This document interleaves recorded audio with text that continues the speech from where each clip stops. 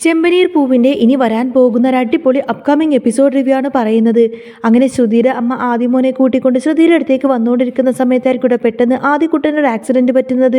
എന്നാൽ ഇതും കണ്ടുകൊണ്ടതിന് രേവതി ഏതായാലും ആദിക്കുട്ടനെ നേരെ ഹോസ്പിറ്റലിലേക്ക് എത്തിക്കുന്നുണ്ട്. ആ ആക്സിഡന്റ് പറ്റിയതോടുകൂടി തന്നെ ആദിക്കുട്ടൻ്റെ കണ്ണിന് മുറിവായിരിക്കും. അങ്ങനെ കണ്ണിൻ്റെ ഓപ്പറേഷനും സർജറി എല്ലാം കഴിഞ്ഞതിന് ശേഷം ആദിക്കുട്ടനെയും അമ്മയും കൂട്ടിക്കൊണ്ട് നേരെ രേവതി വീട്ടിലേക്ക് വരുന്നുണ്ട്. എന്നാൽ അവരെ കാണുന്ന സമയത്ത് ചന്ദ്രമതി കൊട്ടും തന്നെ ഇഷ്ടപ്പെടുന്നില്ല കേട്ടോ. ചന്ദ്രമതി പറഞ്ഞിട്ട് ഈ രേവതിക്ക് വേറെ പണിയൊന്നുമില്ലേ, റോട്ടിലും തെരുവിലൊക്കെ കാണുന്നവരൊക്കെ ഇങ്ങോട്ടേക്ക് കൂട്ടിക്കൊണ്ട് വന്നിരിക്കുന്നു, ഇതെന്താണ് വല്ല ഹോട്ടൽ റൂമാണോ എന്നൊക്കെ ചോദിച്ചു കൊണ്ടുതന്നെ ചന്ദ്രമതി രേവതിയോട് വല്ലാതെ ദേഷ്യപ്പെടും. ചന്ദ്രമതി ദേഷ്യപ്പെടുന്നത് കാണുന്ന സമയത്ത് രവീന്ദ്രൻ ചോദിക്കുന്നുണ്ട്, നീ എന്തിനാ ചന്ദ്ര അവരോട് ദേഷ്യപ്പെടുന്നത് എന്ന് ചോദിക്കുന്ന സമയത്തിന് ചന്ദ്രമതി പറഞ്ഞിട്ട് ഇവിടെ താമസിക്കുന്നവർക്ക് തന്നെ ഇവിടെ സ്ഥലമില്ലല്ലോ രവിയെ. അതിനിടയിലാണ് ഈ രേവതി ആരൊക്കെ ഇങ്ങോട്ടേക്ക് കൂട്ടിക്കൊണ്ട് വന്നിരിക്കുന്നത്, ഇതെൻ്റെ വീടാണ് എന്ന് പറഞ്ഞ് നിൽക്കുവാർക്കൂടെ ചന്ദ്രമതിക്ക് ഒട്ടും തന്നെ ഇഷ്ടപ്പെട്ടിട്ടില്ല അവർ രണ്ടുപേരും ആ വീട്ടിലേക്ക് വന്നത്. ആ സമയത്തിന് സച്ചി ചോദിക്കുന്നുണ്ട്, ഇതെൻ്റെ അച്ഛൻ്റെ പേരിലാണ് ഈ വീട് എന്ന് തന്നെയാണ് എൻ്റെ വിശ്വാസം, അതുകൊണ്ട് അവരെന്നും മൈൻഡ് ചെയ്യേണ്ട, നിങ്ങൾ ഇങ്ങോട്ടേക്ക് വാ അമ്മയെന്നൊക്കെ പറഞ്ഞു കൊടുത്തിട്ട് ശ്രുതിയുടെ അമ്മയെ അകത്തേക്ക് സ്വീകരിക്കാണ് സച്ചി. നിങ്ങൾ ഏതായാലും ഇന്നത്തെ ഈ ഒരു ദിവസം ഇവിടെ താമസിച്ചിട്ട് ഒന്ന് റെസ്റ്റ് ചെയ്തിട്ടൊക്കെ ഇവിടെ നിന്ന് പോയാൽ മതി എന്നൊക്കെ പറഞ്ഞിട്ടായിരിക്കട്ടെ സച്ചി അവരെ അകത്തേക്ക് കൂട്ടിക്കൊണ്ടുവരുന്നത്. എന്നാൽ ശ്രുതിയുടെ അമ്മയെ കണ്ടോട് തന്നെ ശ്രുതി അങ്ങോട്ടേക്ക് വരുന്നുണ്ട്. ശ്രുതി പറഞ്ഞിട്ട്, അമ്മയെ 2 ദിവസത്തെ കാര്യമില്ലേ ഉള്ളൂ, അവരിവിടെ താമസിച്ചോട്ടെ, ഈ ആൻറ്റി നല്ലൊരു ആൻറ്റിയാണ്, ഞങ്ങളന്ന് ശ്രുതിയെ തേടിയിട്ട് ശ്രുതിയുടെ നാട്ടിലേക്ക് പോയിട്ടുണ്ടായിരുന്നു. ആ സമയത്തിന് ശ്രുതിയെ കാണാത്ത സമയത്തിന് ഈ ആൻറ്റിയാണ് എന്നെ ആശ്വസിപ്പിച്ച് വിട്ടത്, പിന്നെ ഇതൊരു ചെറിയ കാര്യമല്ലേ അമ്മേ, അവരിവിടെ നിന്നോട്ടെ എന്നിങ്ങനെ ശ്രുതി പറയുന്ന സമയത്തിന് ചന്ദ്രമതി ഏതായാലും അതിന് സമ്മതിക്കും. ചന്ദ്രമതി പറയുന്നത് ശരി, 2 ദിവസത്തെ കാര്യമല്ലേ, നിങ്ങളിവിടെ നിന്നോളൂ. അല്ല, നിങ്ങൾ എന്തിനാ എപ്പോഴും ഈ ചെറിയ കുട്ടിയുമായിട്ട് അങ്ങോട്ടും ഇങ്ങോട്ടും നടക്കുന്നത്, ഇവൻക്കെന്താ, ഇവന് അച്ഛനും അമ്മയൊന്നും ഇല്ലേ? അന്നേരം മോൻ്റെ അമ്മ ദുബായിലാണ് ജോലി ചെയ്യുന്നത് എന്നൊക്കെ ശ്രുതിയുടെ അമ്മ കള്ളം പറയും. അന്നേരം ചന്ദ്രമതി ഇങ്ങനെ കളിയാക്കി ചോദിക്കുന്നുണ്ട്, ശരിക്കും ഇവന് അച്ഛനും അമ്മയൊക്കെ ഉണ്ടോ, അതോ ഇവളുടെ അമ്മ എങ്ങാനും എങ്ങോട്ടെങ്കിലും ഓടിപ്പോയോ എന്നിങ്ങനെ ചോദിക്കുന്ന സമയത്തിന് ശ്രുതിക്ക് അങ്ങ് വല്ലാതാവും. ഏതായാലും അന്ന് രാത്രി എല്ലാവരും അവിടെ ഉറങ്ങിക്കഴിയുന്ന സമയത്തിന് ആദിമോൻ വന്നിട്ട് ശ്രുതിയോട് സംസാരിക്കുന്നുണ്ട്.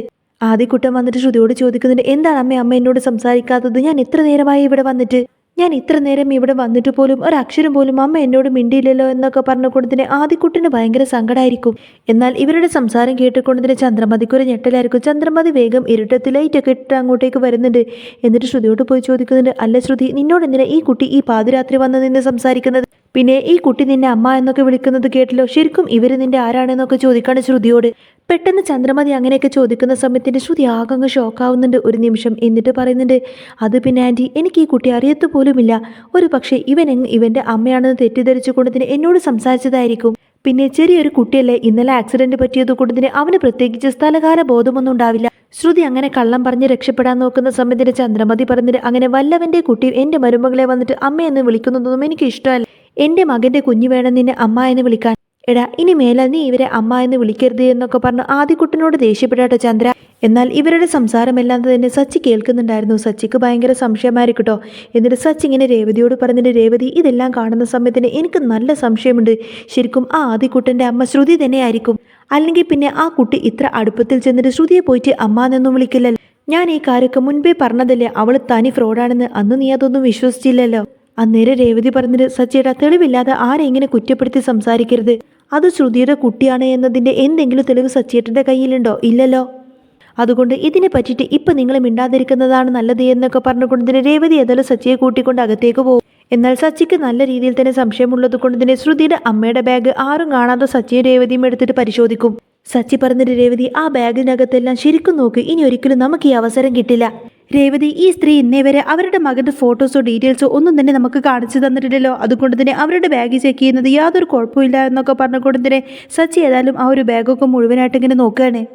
അങ്ങനെ കുറേ അധികം ചെക്ക് ചെയ്യുന്ന സമയത്തായിരിക്കും രേവതിക്ക് ശ്രുതിയുടെ മാരേജ് ഫോട്ടോ ആ ഒരു ബാഗിൽ നിന്നും കിട്ടുന്നത്. എന്നിട്ട് രേവതി ആ ഒരു ഫോട്ടോ എടുത്ത് നോക്കുന്ന സമയത്തിന് രേവതിക്ക് ഒരു ഷോക്കായിരിക്കും. എന്നിട്ട് ആ ഒരു ഫോട്ടോ രേവതി നേരെ സച്ചിക്ക് എടുത്ത് കാണിച്ചു കൊടുക്കുന്നുണ്ട്. നോക്ക് സച്ചിയേട്ടാ, ഇത് ശ്രുതിയല്ലേ, ശ്രുതിയുടെ കൂടെ നിൽക്കുന്നത് അവളുടെ ഭർത്താവായി നിൽക്കുന്നത് വേറെ ആരോ ആണ്, നിങ്ങളുടെ ഏട്ടനൊന്നും അല്ല. അപ്പോൾ നിങ്ങളുടെ ഏട്ടൻ ശ്രുതിനെ കല്യാണം കഴിക്കുന്നതിന് മുൻപേ തന്നെ ശ്രുതിയുടെ വിവാഹം ഒരു തവണ കഴിഞ്ഞതാണ്, ദേ നോക്കിയേ ഈ ഫോട്ടോ നോക്കുക എന്നൊക്കെ പറഞ്ഞുകൊണ്ട് തന്നെ ശ്രുതിയുടെ കല്യാണ ഫോട്ടോ ഇങ്ങനെ കാണിച്ചു കൊടുക്കാട്ടോ സച്ചിക്ക്. എന്നാൽ ഇത് കാണുന്ന സമയത്തിന് സച്ചി ചോദിക്കുന്നുണ്ട്, ഇപ്പം നിനക്ക് മനസ്സിലായില്ലേ രേവതി, എൻ്റെ സംശയമെല്ലാം സത്യമാണെന്ന്, ഇവള് പഠിച്ച കളിയാണ്, സ്വന്തം ഭർത്താവിനെയും കുട്ടിയൊക്കെ ഉപേക്ഷിച്ചുകൊണ്ടാണ് ഇവൾ ഇവിടെ വന്ന് കളിക്കുന്നത്, ഏതായാലും നീ ഇങ്ങ് വാ രേവതി എന്നൊക്കെ പറഞ്ഞ് സച്ചി ആ ഒരു ഫോട്ടോയും പിടിച്ചുകൊണ്ട് നേരെ ചന്ദ്രമതിയുടെ അടുത്തേക്ക് വരും. അമ്മയുടെ മൂത്ത മരുമകളുടെ കല്യാണ ഫോട്ടോ ദേ ഞാൻ കൊണ്ടുവന്നിട്ടുണ്ട്, അമ്മ ഇതിലേക്കൊന്ന് നോക്കുക എന്നൊക്കെ പറഞ്ഞുകൊണ്ട് തന്നെ സച്ചി ആ ഒരു ഫോട്ടോ ഇങ്ങനെ കാണിച്ചു കൊടുക്കും. ആ സമയത്തിന് ചന്ദ്രമതി പറഞ്ഞിട്ട്, എടാ നീ ആ ഫോട്ടോ എന്നെ കാണിക്കേണ്ട ആവശ്യമൊന്നുമില്ല, എൻ്റെ മോൻ ശ്രുതിയുടെയും എൻ്റെ മരുമകൾ ശ്രുതിയുടെയും കല്യാണ ഫോട്ടോ ഒക്കെ ഞാൻ നേരത്തെ തന്നെ കണ്ടതാണ്.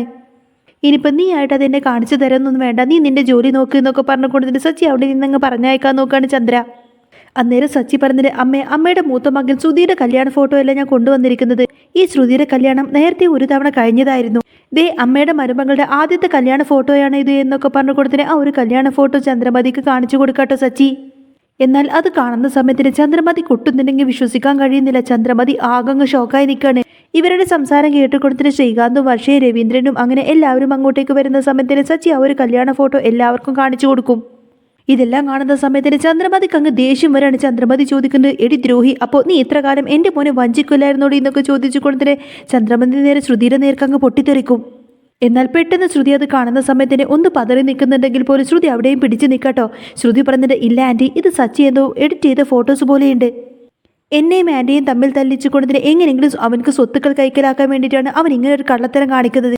ആൻറ്റി എന്താ ഈ ലോകത്തൊന്നല്ലേ ജീവിക്കുന്നത്? ഇതൊരു ഫേക്ക് ഫോട്ടോ ആണ്, സച്ചി എഡിറ്റ് ചെയ്ത് ഉണ്ടാക്കിയതാണ്.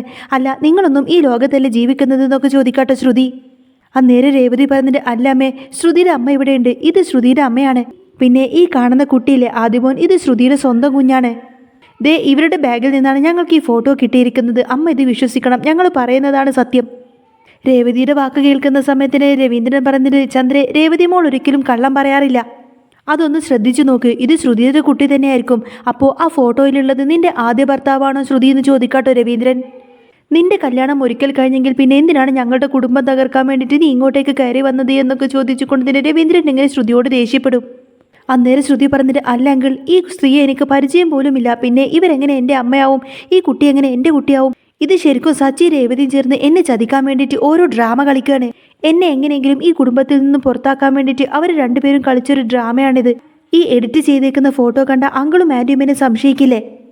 അങ്ങനെ നിങ്ങൾ എന്നെ സംശയിച്ചിട്ട് ഈ വീട്ടിൽ നിന്ന് പുറത്താക്കി കഴിഞ്ഞാൽ പിന്നെ സച്ചിക്കും രേവതിക്കും യാതൊരു ശല്യമില്ലാതെ ഇവിടെ സുഖമായിട്ടങ്ങ് ജീവിക്കാലോ. എന്നെ മനഃപൂർവ്വം ചതിക്കാൻ വേണ്ടിയിട്ട് ഇവർ രണ്ടുപേരും നടത്തുന്നൊരു നാടകമാണിത്. അതുകൊണ്ട് തന്നെ ഇതാരും വിശ്വസിക്കരുത് എന്നൊക്കെ പറഞ്ഞുകൊണ്ട് തന്നെ ശ്രുതി ഇങ്ങനെ പൊട്ടിത്തെറിക്കും. ശ്രുതി പറഞ്ഞിട്ട്, ഇനിയും നിങ്ങൾക്ക് തെളിവില്ലേ, ഞാൻ കാണിച്ചു തരാമെന്നൊക്കെ പറഞ്ഞ് ശ്രുതിയുടെ അമ്മയെ കൂട്ടിക്കൊണ്ടുവരാട്ടോ ഹാളിലേക്ക്. എന്നിട്ട് എല്ലാവരുടെയും മുന്നിൽ വെച്ച് കൊടുത്തിട്ട് ശ്രുതി ഇങ്ങനെ അമ്മയോട് ചോദിക്കുന്നുണ്ട്, നിങ്ങൾ തന്നെ സത്യം പറ, ഞാനാണോ നിങ്ങളുടെ മകള്, നിങ്ങൾ എൻ്റെ അമ്മയാണോ? എന്നാൽ ശ്രുതി എല്ലാവരുടെയും മുന്നിൽ വെച്ച് ഇങ്ങനെ ചോദിക്കുന്ന സമയത്തിന് വിമലാമ്മയ്ക്ക് എന്ത് പറയണമെന്നറിയില്ല. വിമലാമ്മ അങ്ങനെ മനസ്സിൽ ചിന്തിക്കുന്നുണ്ട്, ഞാനിപ്പോൾ നിൽക്കേണ്ടത് എൻ്റെ മോളുടെ കൂടെ തന്നെയാണ്. ഇനി എന്തൊക്കെ തന്നെ പറഞ്ഞാലും സച്ചി രേവതിയും എനിക്ക് അന്യരാണ്. എൻ്റെ മകളുടെ ജീവിതം സേഫാക്കൽ എൻ്റെ ഉത്തരവാദിത്തമാണ്. അതുകൊണ്ട് എനിക്ക് എൻ്റെ മകളുടെ കൂടെ തന്നെ നിന്നേ പറ്റൂ എന്നൊക്കെ ചിന്തിച്ചുകൊണ്ട് വിമലാമ്മ നേരെ ചന്ദ്രയുടെ അടുത്തേക്ക് വരുന്നുണ്ട്. വിമലാമ്മ പറഞ്ഞിട്ട്, നിങ്ങൾ ഈ പറയുന്ന പെൺകുട്ടിയൊന്നും എനിക്കറിയില്ല. നിങ്ങളുടെ വീട്ടിലേക്ക് വന്നതിന് ശേഷമാണ് ഞാൻ ആദ്യമായിട്ട് ഈ പെൺകുട്ടിയെ കാണുന്നത്. ഞാനും ഈ കുട്ടിയുമായിട്ട് യാതൊരു ബന്ധവുമില്ല എന്നിങ്ങനെ വിമലാമ്മ വിളിച്ച് പറയുന്നത് കേൾക്കുന്ന സമയത്തിന് ശ്രുതിക്ക് ഒത്തിരി സന്തോഷമായിരിക്കും. അന്നേരം ശ്രുതി പറഞ്ഞിട്ട്, അല്ലെങ്കിലും നീ ഒരിക്കലും ഇങ്ങനൊരു തെറ്റ് ചെയ്യില്ല എന്ന കാര്യം എനിക്കറിയാവുന്നതല്ലേ ശ്രുതി. നീ എവിടുന്നോ ഒരു ഫോട്ടോ ഒക്കെ എഡിറ്റ് ചെയ്ത് കൊണ്ടുവന്നിട്ട് എന്നെ പറ്റിക്കാൻ നോക്കുന്നോടാ സച്ചി. ശ്രുതിയുടെ ആദ്യ ഭർത്താവാണ് പോലും. അമ്മേ, ഈ സച്ചിയും രേവതിയും വെറുതെ വിടരുതമ്മേ. ഇവർ രണ്ടുപേരും ചേർന്നിട്ട് എൻ്റെ കുടുംബജീവിതം തകർക്കാൻ നോക്കിയവരാണ്. ഈ തെറ്റിനേതായാലും ഇവർക്ക് കടുത്ത ശിക്ഷ കൊടുത്തേ പറ്റൂ. ഇനി ഒരിക്കലും ഒരു നിമിഷം പോലും ഇവരെ ഈ വീട്ടിൽ നിർത്താൻ പറ്റില്ല. ഇങ്ങനെയൊക്കെ ചെയ്യാൻ ഇവൻക്ക് ധൈര്യം വന്നില്ലേ, ഇനിയിപ്പോൾ നാളെ ഇവൻ എന്നെ പറ്റിയിട്ട് എന്തൊക്കെ നുണ പറഞ്ഞുണ്ടാക്കും. അന്നേരം ചന്ദ്രമതി പറഞ്ഞിട്ട്, നീ ഒന്ന് സമാധാനപ്പെടു ശ്രുതി. ഇത് സച്ചി ഉണ്ടാക്കിയിട്ടുള്ള ഫേക്ക് ഫോട്ടോ ആണെങ്കിൽ അതൊക്കെ തെളിയിക്കാൻ എനിക്ക് നന്നായിട്ടറിയാം. ഇതെങ്ങാനും ഫേക്ക് ഫോട്ടോയാണെന്ന് തെളിഞ്ഞാൽ പിന്നെ ഇവനും ഇവൻ്റെ ഭാര്യയും ഒരിക്കലും ഈ വീട്ടിൽ പിന്നെ ഉണ്ടാവില്ല. മറിച്ച് ഇത് ശരിക്കുമുള്ള ഫോട്ടോയാണെങ്കിൽ, ഇത് സത്യമായിട്ടുള്ള കാര്യമാണെങ്കിൽ പിന്നെ ഈ ചന്ദ്ര ആരാണ് എന്ന കാര്യം നിന്റെ ഭാര്യ ശരിക്കും അങ്ങ് അറിയാൻ പോകുന്നതേ ഉള്ളൂ. ചന്ദ്രമതി ഏതായാലും രണ്ടും കൽപ്പിച്ച് നേരെ വിമലാമ്മയുടെ അടുത്തേക്ക് വരുന്നുണ്ട് എന്ന് മാത്രമല്ല വിമലാമ്മയുടെ കരണം നോക്കിയിട്ട് ഒറ്റൊന്നങ്ങ് പൊട്ടിക്കും. എന്നാൽ എല്ലാവരും ഇങ്ങനെ ഷോക്കായി നിൽക്കുന്ന സമയത്തിന്, എന്താ നിങ്ങൾ ഈ ചെയ്യുന്നതെന്ന് ചോദിക്കട്ടെ വിമലാമ്മ. ആ സമയത്തിന് ചന്ദ്രമതി ഒന്നും വേണ്ടാതെ രണ്ട് കവിളും അങ്ങ് അടിച്ചു പൊട്ടിക്കാണ്. ഇത് കണ്ടിട്ട് ആകെ ഇങ്ങനെ ഷോക്കായി നിൽക്കായിരിക്കും ശ്രുതി. ആ സമയത്തിന് ചന്ദ്രമതി ചോദിക്കുന്നതിന്, എടി സത്യം പറയടി, ഈ നിൽക്കുന്ന ശ്രുതി നിങ്ങളുടെ മകളാണോ എന്ന് ചോദിക്കും. നിങ്ങൾ ഇവരുടെ അമ്മയായില്ലെങ്കിൽ പിന്നെ ഈ ഫോട്ടോ ഉള്ളത് ആരാടി എന്നൊക്കെ ചോദിച്ചു കൊണ്ടിന് ചന്ദ്രമതി വീണ്ടും വിമലാമ്മയെ പൊതിരയിട്ട് അടിക്കാണ്. എന്നാൽ വിമലാമ്മ ഒന്നും മിണ്ടാതെ അങ്ങനെ കരഞ്ഞു നിൽക്കുക എന്നല്ലാതെ ശ്രുതിയെ പറ്റിയിട്ടുള്ള സത്യം തുറന്നു പറയാനൊന്നും വിമലാമ്മ സമ്മതിക്കുന്നില്ല. ആ സമയത്തിന് ശ്രുതി പറഞ്ഞിട്ട്, ആൻറ്റി പാവം, അതൊരു പാവമല്ലേ, അതിനെ അങ്ങ് വെറുതെ വിട്ടേക്ക്. എന്തിനാ വെറുതെ അവരെങ്ങനെ ഉപദ്രവിക്കുന്നത് എന്നൊക്കെ ചോദിച്ചു കൊണ്ടിട്ട് ശ്രുതി ചന്ദ്രമതിയെ വന്ന് തടയും. അന്നേരം ചന്ദ്രമതി ചോദിക്കുന്നുണ്ട്, ഇവർ നിന്റെ അമ്മയൊന്നുമല്ലല്ലോ ശ്രുതി, പിന്നെ നീ എന്തിനാ ഇവർക്ക് വേണ്ടിയിട്ട് സംസാരിക്കുന്നത്? ഇവരൊക്കെ പഠിച്ച കള്ളികളാ മോളെ.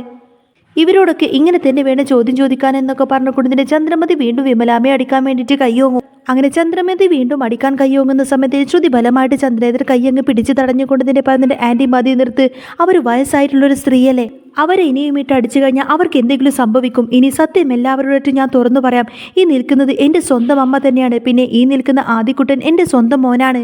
ഞാൻ പ്രസവിച്ച എൻ്റെ സ്വന്തം കുഞ്ഞാണ് ആദിക്കുട്ടൻ. പിന്നെ സച്ചി കാണിച്ച ഈ ഫോട്ടോയിലുള്ളത് എൻ്റെ ആദ്യ ഭർത്താവും തന്നെയാണ്. അദ്ദേഹം മരിച്ചുപോയി. അദ്ദേഹം മരിച്ചിട്ട് ഒരുപാട് വർഷങ്ങൾക്ക് ശേഷമാണ് ഞാൻ നിങ്ങളുടെ മകൻ സുധിയെ വിവാഹം കഴിക്കുന്നത്. ആൻറ്റി എന്നോട് ക്ഷമിച്ചേ പറ്റൂ, എനിക്ക് അന്നേരം ഒരു തെറ്റുപറ്റിപ്പോയി. ഈ സത്യം ഞാൻ നേരത്തെ തന്നെ ആൻറ്റിയെ അറിയിച്ചിരുന്നെങ്കിൽ സുധിയുമായിട്ടുള്ള വിവാഹത്തിന് ആൻറ്റി സമ്മതിക്കുമായിരുന്നു. അങ്ങനെ ഈ വിവാഹത്തിന് സമ്മതിക്കില്ല എന്ന് മനസ്സിലായത് കൊണ്ട് തന്നെയാണ് ഞാൻ ഈ കാര്യം നിങ്ങളിൽ നിന്നെല്ലാം മറച്ചു വെച്ചത്. എന്നാൽ ശ്രുതി എല്ലാ സത്യവും വിളിച്ചു പറയുന്നത് സമയത്ത് തന്നെ ശ്രുതിക്കങ്ങ് ദേഷ്യം വരെയായിട്ട് ശ്രുതി ചോദിക്കുന്നുണ്ട്, എടി ഇതിന് മാത്രം ഞാൻ എന്ത് തെറ്റാടി നിന്നോട് ചെയ്തത്? എൻ്റെ ലൈഫിലേക്ക് നീലിമ എന്ന് പറഞ്ഞൊരു പെൺകുട്ടി കയറി വന്നതും അതുപോലെ തന്നെ അവൾ എൻ്റെ ജീവിതത്തിൽ നിന്നും ഇറങ്ങിപ്പോയ കഥയൊക്കെ ഞാൻ നിന്നോട് പറഞ്ഞിരുന്നതല്ലേ. എന്നിട്ട് നിന്റെ ലൈഫിലാണെങ്കിൽ ഒരു വിവാഹം കഴിഞ്ഞിട്ട് അതൊരു കുട്ടിയുണ്ടായി. എന്നിട്ട് ആ കാര്യങ്ങളെല്ലാം തന്നെ നീ എന്നിൽ നിന്നും മറച്ചു വെച്ചു. അമ്മേ, ഇതൊരിക്കലും ഞാൻ പൊറുക്കില്ല, എനിക്കിതൊരിക്കലും സഹിക്കാൻ കഴിയില്ല. അതുകൊണ്ട് ശ്രുതിയെ ഇപ്പം തന്നെ ഈ നിമിഷം ഇവിടെ നിന്നും പുറത്താക്കിയേ പറ്റൂ എന്നൊക്കെ പറയാണ് ശ്രുതി. ശ്രുതിക്ക് അങ്ങ് ദേഷ്യം വരുന്നുണ്ടെന്ന് മാത്രമല്ല ശ്രുതിയുടെ അടുത്തേക്ക് വന്നിട്ട് ആഞ്ഞൊരൊറ്റ അടി അങ്ങ് കൊടുക്കും. ആ സമയത്തിന് ചന്ദ്രമതി പറഞ്ഞിട്ട്, ശ്രുതി വേണ്ടടാ, നീയല്ല ഞാനാണ് ഇവളോട് തല്ലിക്കൊല്ലേണ്ടത്. കാരണം ഞാൻ ഇങ്ങോട്ടേക്ക് കൂട്ടിക്കൊണ്ടുവന്ന മരുമകളായി പോയില്ലേ ഇവള്. വലിയ കോടീശ്വരിയാണെന്ന് വിചാരിച്ചുകൊണ്ട് മാത്രമാണ് ഞാൻ എൻ്റെ മരുമകളായിട്ട് ഇവളെ സെലക്ട് ചെയ്തത്. ഇനി ഞാൻ നാട്ടുകാരുടെ മുന്നിലൊക്കെ എങ്ങനെ നോക്കും? എടി, നീ ഇപ്പം തന്നെ നിന്റെ തള്ളയും വിളിച്ചുകൊണ്ട് ഇപ്പം തന്നെ ഇവിടെ നിന്നും ഇറങ്ങിപ്പോയിക്കൊള്ളണം. രവിയേട്ട, ഇപ്പം തന്നെ ഇവളെ ഇവിടെ നിന്ന് പിടിച്ചു പുറത്താക്കിയിട്ട് വാതിലടക്കുന്നൊക്കെ പറയട്ടെ ചന്ദ്രമതി. എന്നാൽ ഇതെല്ലാം കേൾക്കുന്ന സമയത്തിന് ശ്രുതിക്ക് പിന്നെ എന്ത് ചെയ്യണമെന്നറിയാതെ ശ്രുതി ഭയങ്കര കരച്ചിലായിരിക്കും. ശ്രുതി പറഞ്ഞിട്ട്, എന്നെ ഒഴിവാക്കില്ലേ ആൻറ്റി, ശ്രുതി എന്നെ ഒഴിവാക്കില്ലേ. പ്രസവിച്ച സ്വന്തം കുഞ്ഞിനെ പോലും കളഞ്ഞിട്ടാണ് ഞാൻ നിന്റെ സ്നേഹം കിട്ടാൻ വേണ്ടി നിന്റെ പുറകെ വന്നത്. ശ്രുതി, നീ ഒരിക്കലും എന്നെ ഒഴിവാക്കരുത് എന്നൊക്കെ പറഞ്ഞുകൊണ്ടിന്റെ ശ്രുതിയുടെ കാല് പിടിച്ച് പൊട്ടിക്കരയാണ്.